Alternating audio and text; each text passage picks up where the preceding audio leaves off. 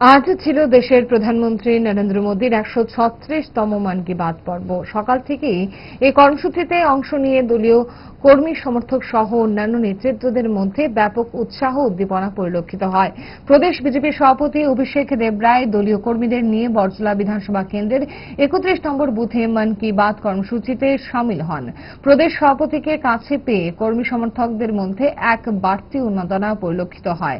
মন কি বাত কর্মসূচি নিয়ে বলতে গিয়ে প্রদেশ বিজেপি সভাপতি অভিষেক দেবরায় কি জানালেন দেখুন।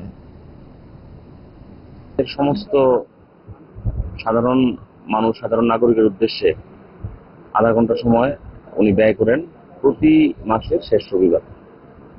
তো এটা ১৩৬টা এপিসোড আজকে চলছে।